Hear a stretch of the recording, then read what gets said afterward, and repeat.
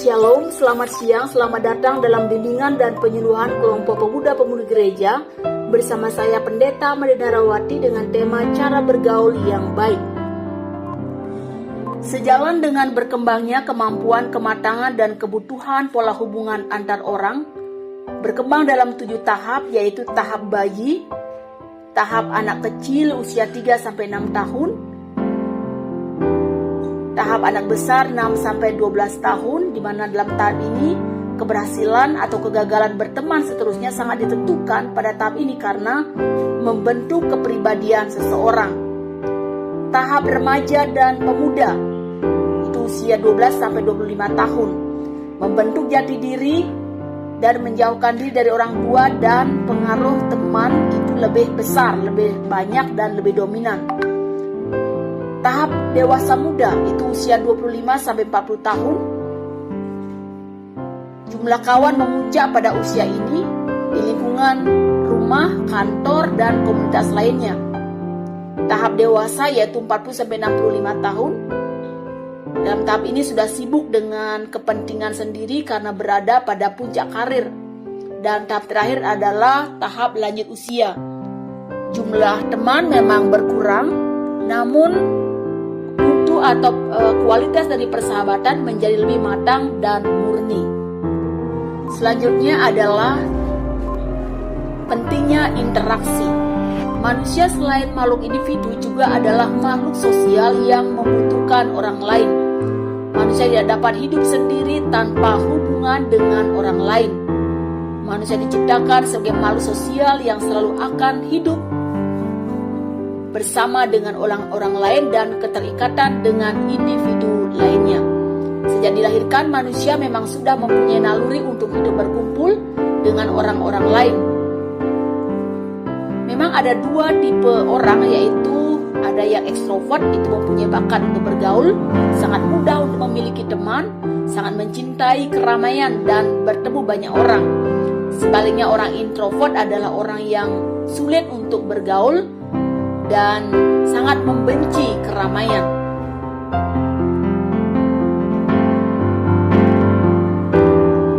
Sebagai makhluk sosial, manusia sebagai makhluk sosial memiliki dorongan untuk saling membutuhkan, dorongan untuk belajar, dorongan untuk berinteraksi sosial, di mana bagaimana persepsi orang lain terhadap penampilannya, reaksi atas penilaian orang lain, persepsi orang lain terhadapnya.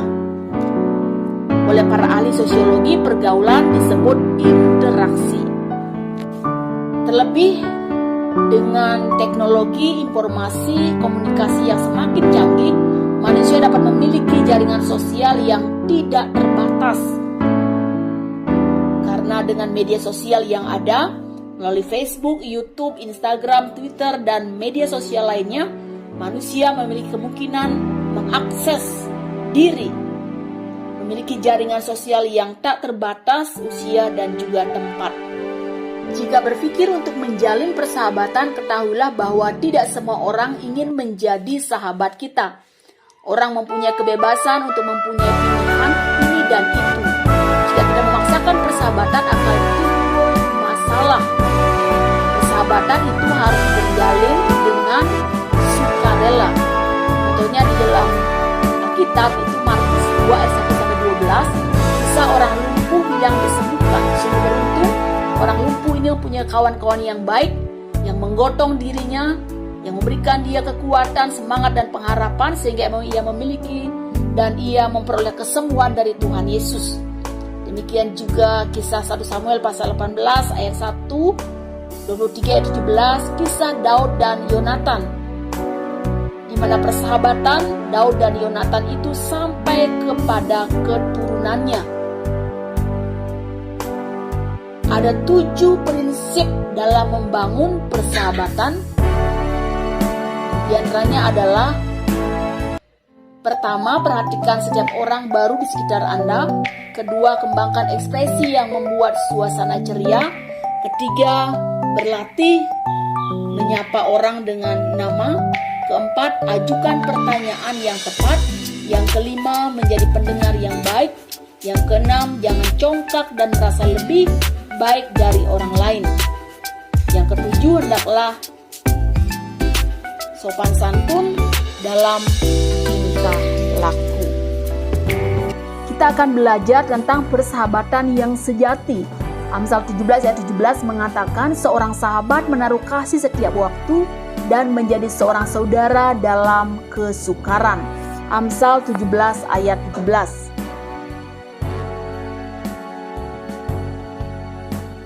Jadi seorang sahabat adalah tidak mementingkan dirinya sendiri. Itu persahabatan yang sejati. Persahabatan yang sejati juga adalah persahabatan yang teguh. Jadi untuk mengetahui berapa banyak sahabat kita, lihatlah saat kita mengalami kesulitan. Ketiga, persahabatan sejati bersedia berkorban. Yang kelima, persahabatan sejati bersifat menyucikan. Amsal 27 ayat 17 mengatakan, besi menajamkan besi, orang menajamkan sesamanya. Artinya persahabatan yang sejati adalah selalu ada bagi sahabatnya.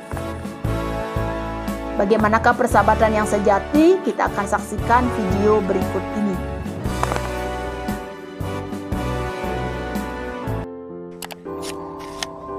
ใครจะคิดว่าชีวิตธรรมดาของผม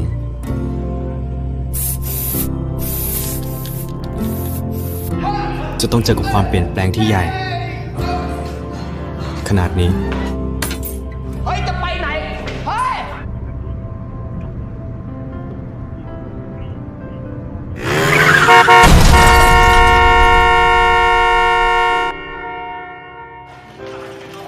ทำไมอ่ะเดี๋ยวไม่ออกแม่สวัสดีครับแม่สวัสดีครับสวัสดีครับแม่แต่หน้าหาแม่คุยกับแม่ก่อนอายุมีแซ่อายุมีแซ่มาเช้านะ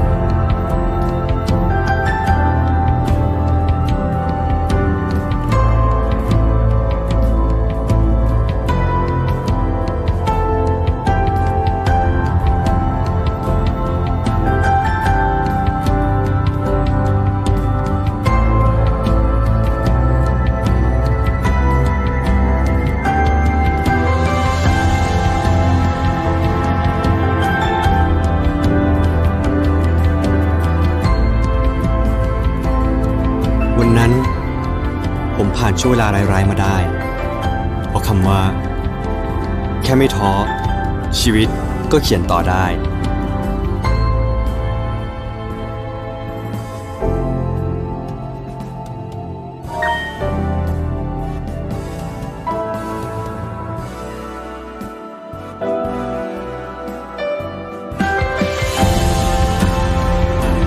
Melalui video itu kita bisa lihat bahwa persahabatan sejati adalah di situ ada pengorbanan, ya, dan selalu setia walaupun sahabatnya dalam keadaan sehat, dalam keadaan sakit, bahkan cacat sekalipun, ia selalu ada bagi sahabatnya. Kita akan melihat pergaulan yang berdasarkan kasih Kristus.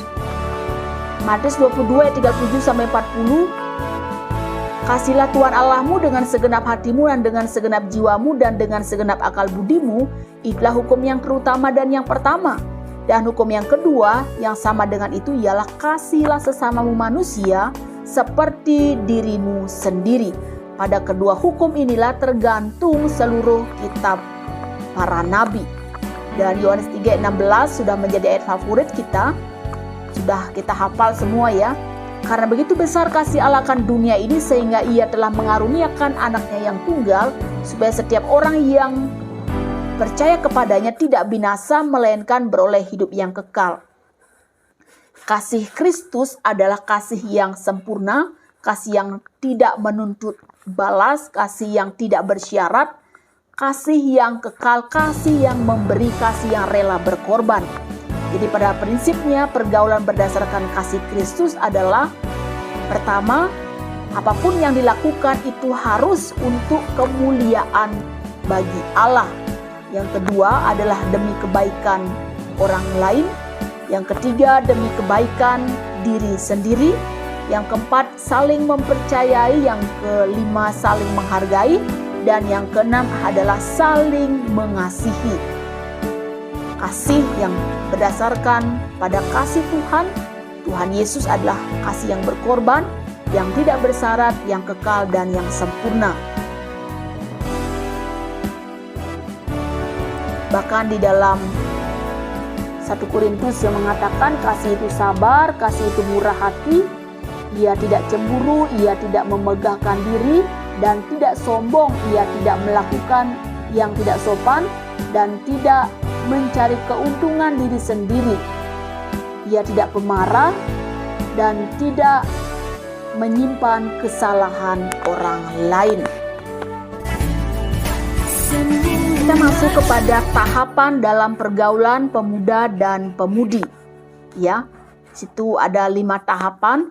Ya, yang pertama adalah persahabatan yang sifatnya terbatas. Itu persahabatan yang biasa, sifatnya terbatas pada persahabatan biasa. Artinya bahwa seseorang dapat bergaul dengan siapa saja, bebas tanpa ikatan dengan sejenis maupun lawan jenis. Yang kedua, persahabatan yang lebih istimewa, yaitu seorang laki-laki berusaha untuk lebih mengenal beberapa orang wanita dan sebaliknya. Yang ketiga adalah tahap pacaran, di mana sepasang pemuda-pemudi melakukan suatu persetujuan bahwa mereka akan mengadakan hubungan khusus dan akan menghentikan semua hubungan khusus dan akrab yang lain dengan orang-orang dari lawan jenisnya. Yang keempat adalah tahap bertunangan. Berbeda dengan tahap sebelumnya, pertunangan biasanya berdasar atas perjanjian resmi yang diumumkan kepada orang-orang lain, perjanjian menuju pernikahan. Yang kelima adalah tahap pernikahan, di mana di situ ada 2 unsur yang baru, yaitu hubungan antara 2 orang yang tidak boleh diceraikan dan mulai hidup bersama dan menjadi satu daging atau bersenggama. Jadi kita saksikan video berikut ini 5 tahapan dalam pergaulan pemuda-pemudi. Karena cinta semua, karena cinta.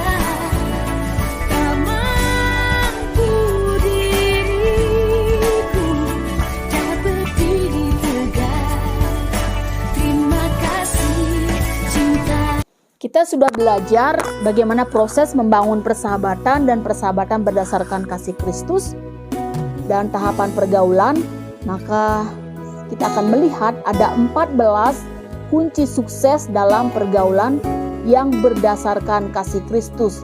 Yang pertama adalah dalam pergaulan pada setiap individu perlu adanya keterbukaan diri melalui pertimbangan menerima apa yang diberikan oleh orang lain dalam bentuk pendapat dan pandangan. Yang kedua adalah melihat seseorang sebagaimana Tuhan memandangnya.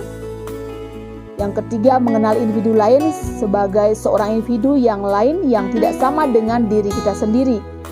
Yang keempat, mengerti bahwa individu lain itu memiliki ciri khas, sifat khusus dan latar belakang masing-masing. Yang kelima, memperhatikan orang lain dalam berbagai keadaan. Yang keenam, ambillah waktu untuk bersahabat dengan dia dan membiarkan dia berbicara tentang hobinya, problemnya, teman-temannya, dan juga pergumulan-pergumulan hidupnya. Artinya bahwa kita memiliki waktu untuk menjadi pendengar yang baik. Yang ketujuh, memahami faktor psikologis yang mendorong kelakuannya. Kenapa perlakuannya atau sikapnya seperti demikian? Pasti ada latar belakang psikologis yang mendasarinya. Yang kedelapan adalah berusaha untuk menghindari sifat atau sikap yang kurang menyenangkan seseorang. Yang kesembilan, perbuatlah apa yang menurut pendapat saudara harus diperbuat orang lain terhadap saudara. Apa yang ingin orang lain perbuat kepada kita, maka perbuatlah itu lebih dahulu. Kita harus proaktif. Ya. Yang ke-10 adalah setiap orang mendambakan pujian. Jadi belajarlah untuk memberikan pujian kepada orang lain atau sahabat kita. Yang ke-11 adalah hindarilah perbantahan.